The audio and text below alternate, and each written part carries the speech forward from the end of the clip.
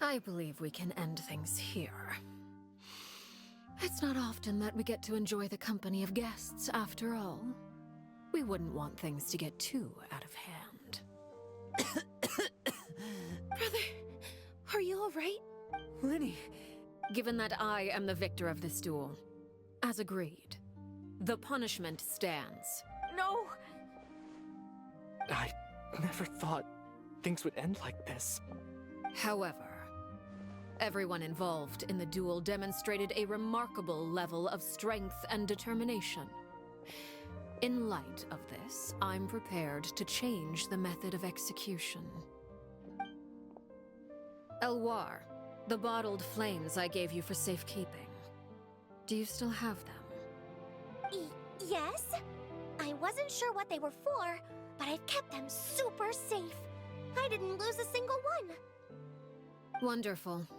Then, in just a moment, I'll have you administer them. Bottled flames? Indeed. They're the product of a secret experiment. Under certain special circumstances, flames can be extracted from my person and preserved. Once ingested, searing pain will spread across every inch of your body. No harm will come to you physically, but your memories will be burned away, if you can withstand the pain. When you awake, you'll have forgotten everything you know about the House of the Hearth, and will be expelled from the organization. In other words, administering this concoction will kill the version of you that grew up in the house, and give you a new identity.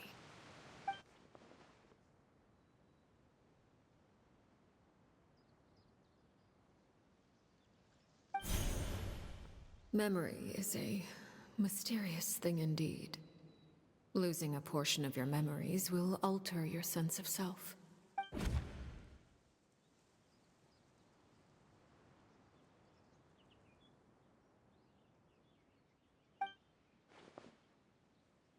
So, you're just letting us go, Father? You misunderstand. Memories are extremely important. Once consumed by flame, the version of you standing before me will die, and our secrets will die with you. So no, I don't intend to just let you go, because the person who survives will be nothing but a stranger. Even so, I won't have to live in fear anymore. I'm sorry, Father. I'm sorry I let you down, but I really... Don't cry, Filial. You haven't left the house yet, so there are still rules to be followed, yes? Remember what I taught you.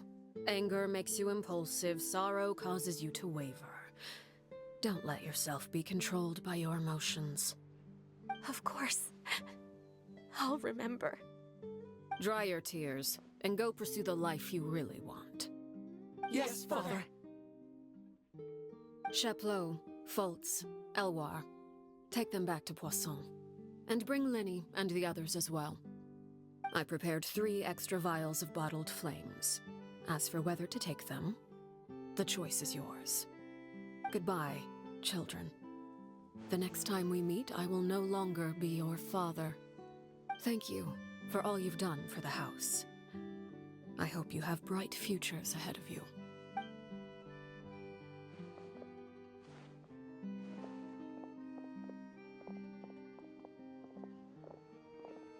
Father! Let's go.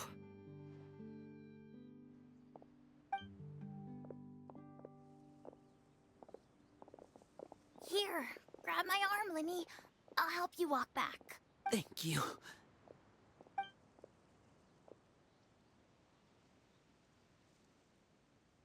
Clairvy.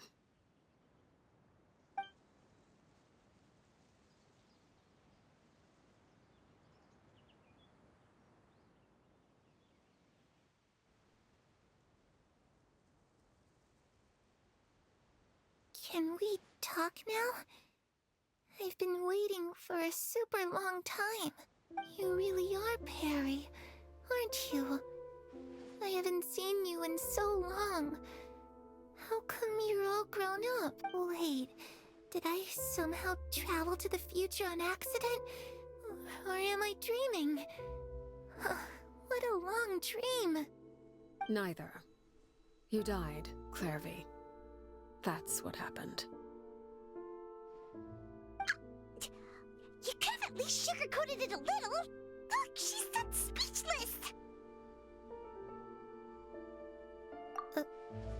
Oh. Okay then. Huh? That's it? You accepted it just like that? Yep. If that's what Perry says happened, then I believe her. Perry wouldn't lie to me. Plus, I don't really need to know why I'm like this. I'm more curious about what happens in the future. If you're a harbinger now, Perry, that means Mother is gone, isn't she? Can you tell me about it? I want to know what happened to her. And to me. You never stopped trying to defy fate. At first, no one believed you. You could only vent your frustrations to the moon. In fact, you often sought comfort in the night sky.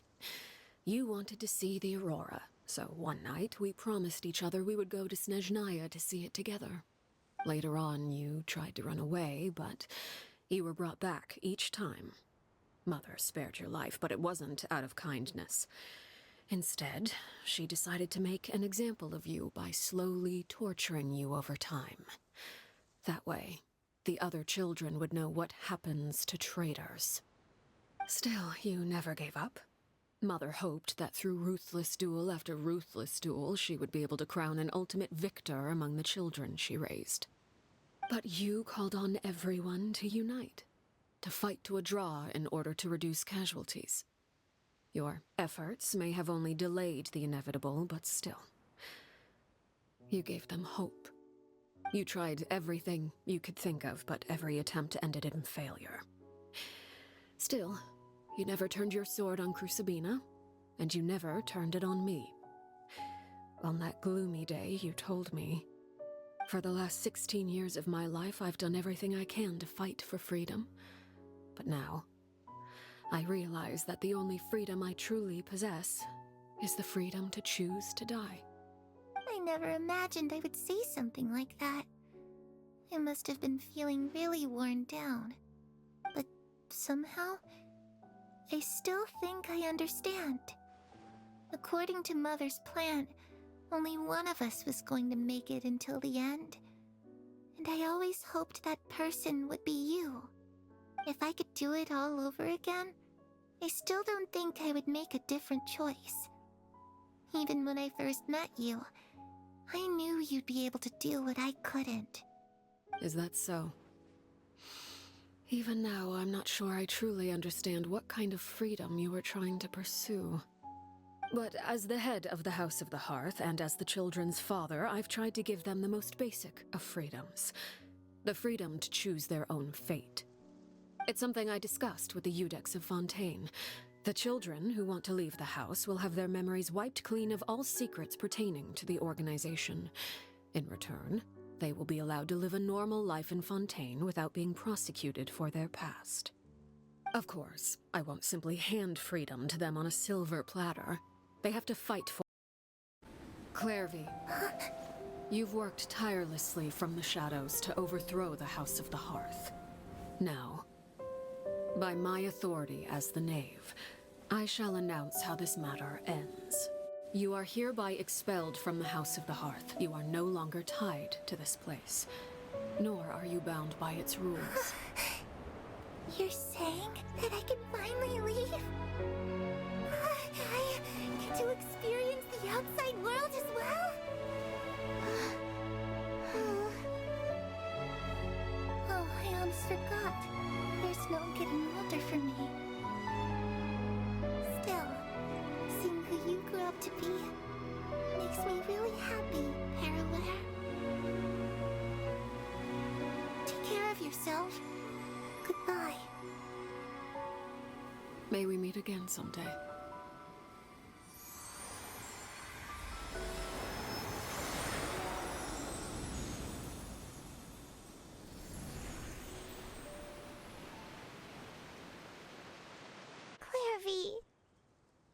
She left so soon. Paimon didn't even get to finish her story. I also have certain sentiments left unsaid. I wanted to tell her that the aurora I saw in Snezhnaya was just as beautiful as the ones in the pictures. But a shadow's memories reset at dawn. Had we delayed any longer, we wouldn't have had the time to say goodbye. Whatever regrets may linger, let them be lost to the coming of a new day. Father? It's Linny! Hey, Linny!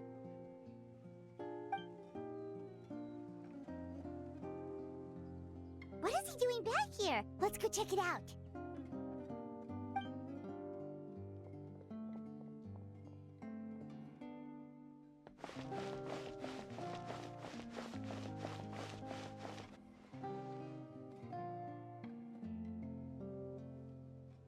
Father, the bottled flames have been administered.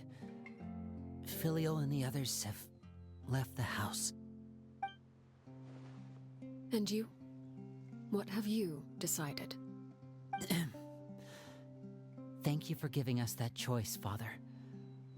But we never wanted to leave the house. It's the only home we've ever known. Lynette and Fremine feel the same way. They're recuperating back at the Hotel Bouffe d'Été. But I decided to come back and tell you where we stood. I'm sure you're well aware of the expectations I have for you. I want you to follow in my footsteps and become the next king of the house. Yet you seem to have different ideas. I must admit, I'm rather surprised by your decision to stay. There's nothing wrong with choosing to live a quiet life. Leading this organization is a heavy responsibility, one not so easily carried by someone forced onto the throne. I just never understood what you saw in me. What made you believe I was deserving of that throne? You're brave, talented, and, most importantly, you cherish your family. You would do anything to protect them, even if it costs you your life.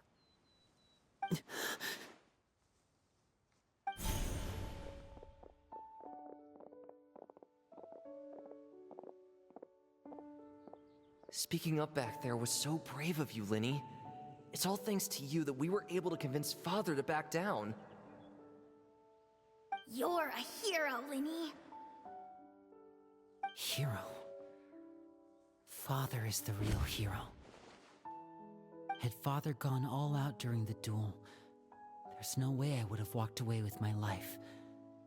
She must have had it all planned from the beginning, from the very moment she suggested a duel.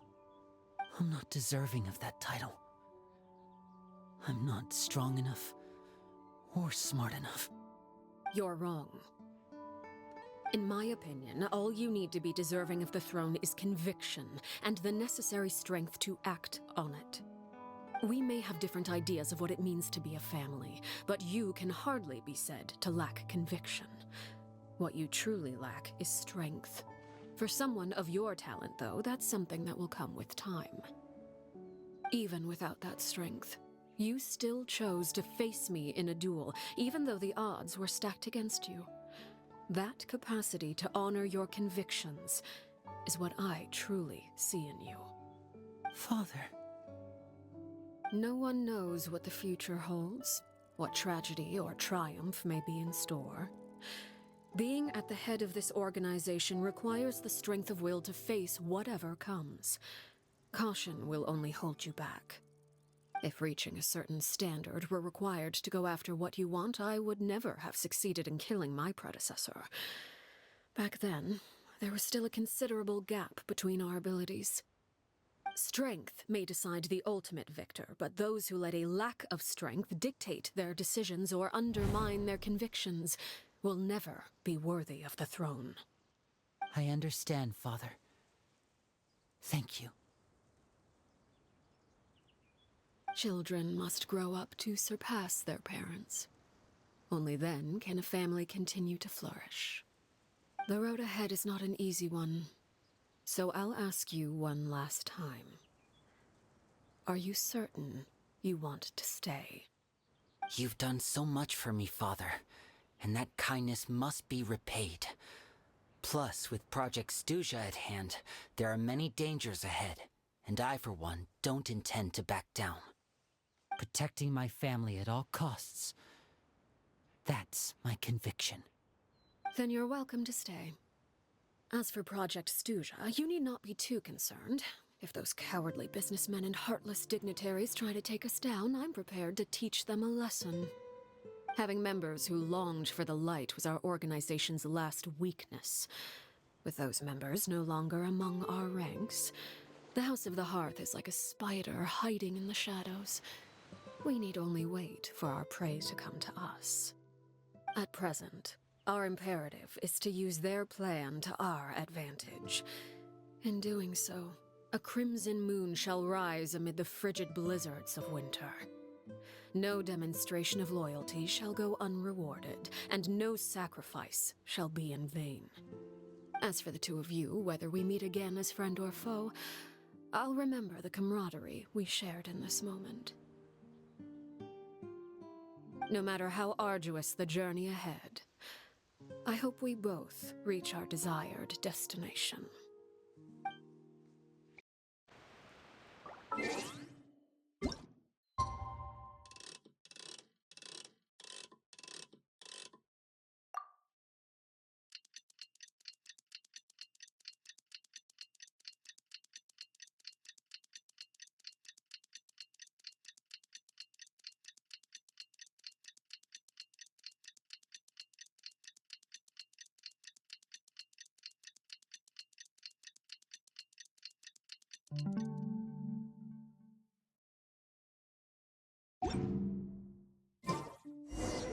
Didn't Lenny say that?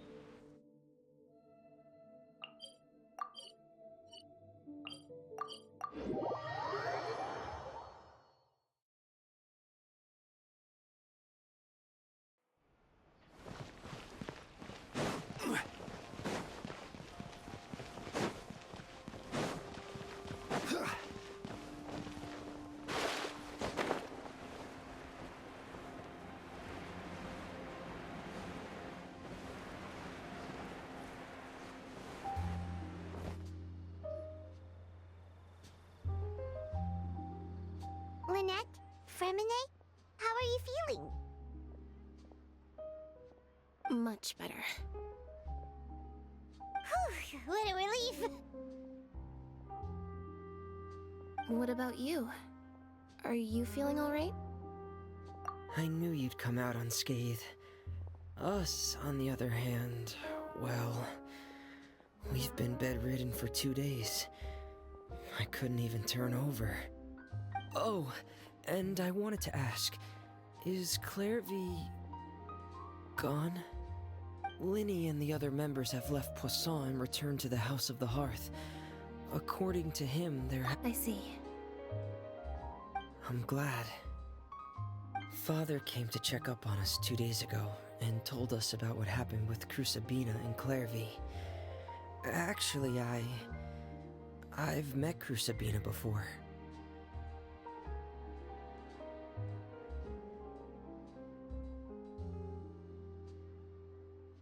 Wait, what? You've met the former knave? Crucibina died a year after Clairvy. It was during the year between their deaths that I joined the House of the Hearth. Crucibina had an extremely cruel and radical way of doing things. While she was alive, the atmosphere in the house was suffocating.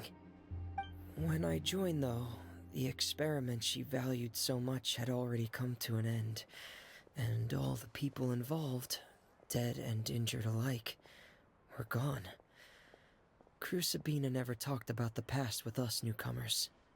A couple of months after I joined, Father killed Crucibina and burned all her files. With that, The names of all the people subjected to her experiments, Clairvy included, were lost to the flames, along with the painful memories they represented. Father took in Lenny and me a couple months after that, but she never mentioned anything about Crucibina or Clairvy. It really seems like something she was planning to keep to herself. The last time you talked to her, did she mention why she kept it a secret for so long? She said she didn't want us to be affected by the darkness of the past. She was worried we'd develop a false sense of gratitude towards her if we knew about it. The foundation of a family should be free of any corrupting influence. Whatever happened in the past, it has nothing to do with who we are now. And that's what Father told us in the end. But I still thanked her for everything. It was only after hearing about what Crucibina did that I finally realized how insignificant our lives could have been. The members of the house meant nothing to her. To say that she valued them in any way, even just as a tool, would probably be giving her too much credit. If Father hadn't taken over the House of the Hearth, I probably would have already... Father rarely brings up the fact that she saved us. She doesn't believe that being indebted to her should be what ties us together. But even if we didn't owe her anything, we would still choose to stay. Because this is our home. We may have arguments or times when we feel wronged. Some people may even choose to leave. But as long as Father is here, we will always have a home. Whether the path before us is bathed in sunlight or shrouded in shadow, we'll follow Father wherever she chooses to go. So I wanted to say thank you for helping us make it through this crisis. Without your help, we could have lost a lot more along the way. Oh, we didn't do anything, really.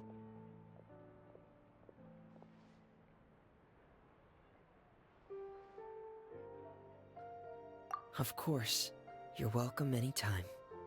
Are Filial and Nantoy okay?